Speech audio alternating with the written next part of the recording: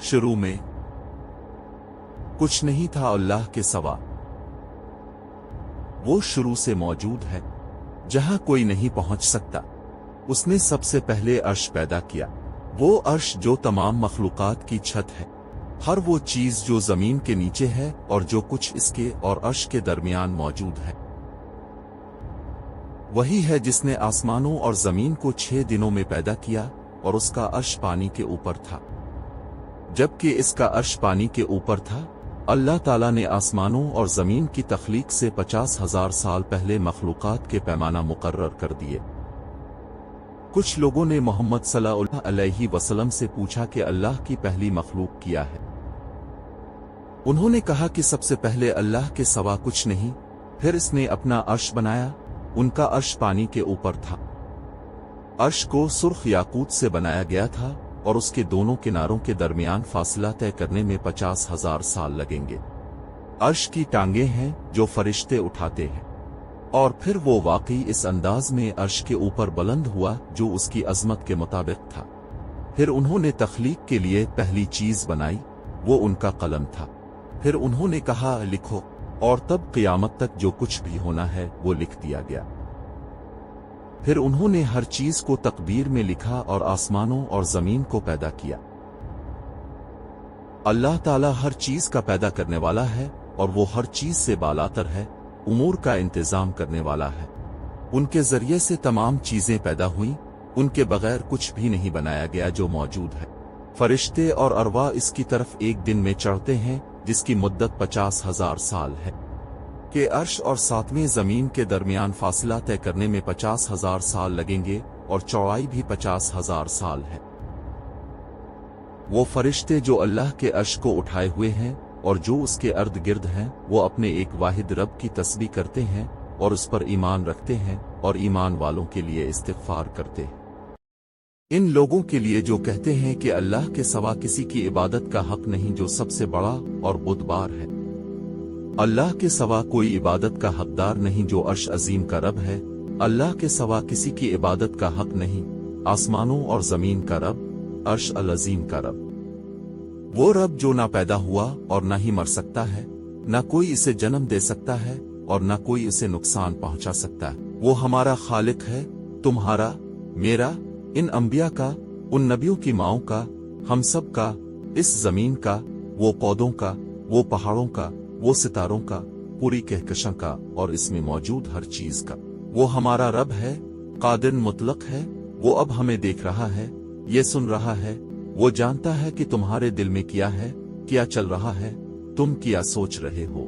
वो शुरू से सब कुछ जानता है और तुम्हारी मौत के बाद क्या है।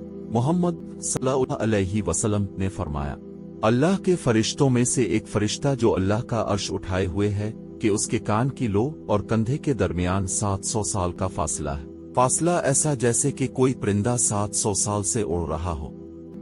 और उसकी कुर्सी आसमानों और जमीन के ऊपर फैली हुई है और वो उनकी हिफाजत में कोई थकावट महसूस नहीं करता और वो सबसे बुलंद और अजीम है। कुर्सी हम पर तमाम मखलूकात के ऊपर है और अर्श कुर्सी के ऊपर है।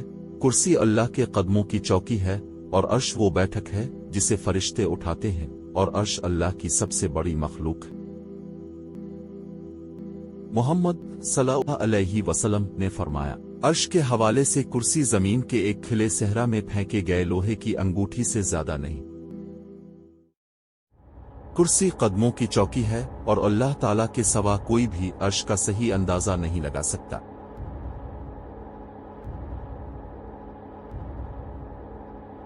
और कोई रब की जसामत, इसकी शक्ल, इसकी आवाज वगैरह की वजाहत नहीं कर सकता, तसव्वुर भी नहीं कर सकता।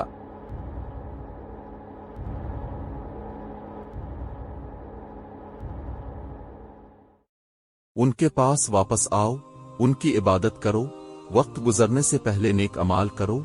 कुछ लोग मानते हैं कि यह हमारे हाथ में लिखा हुआ है और कुछ लोग इसे पढ़ सकते हैं, लेकिन यह बहुत बड़ी गलती है। कोई नहीं जानता कि अल्लाह ने क्या लिखा है, और ये न सोचें कि अल्लाह हर जगह है या वो हमारे दिलों में है, जो कि गलत अकीदा है। ये बहुत बड़ी गलती है। वो अर्श के ऊपर है, इसकी कुदरत और इल्म हर जगह है, लेकिन वो खुद जमीन पर नहीं आता। کم از کم وہ رات کے ہر آخری لمحے نیچے آسمان پر آ کر کہتا، کون ہے جو مجھے پکار رہا ہے کہ میں اسے جواب دوں؟ کون مجھ سے کچھ مانگتا ہے کہ میں اسے دوں؟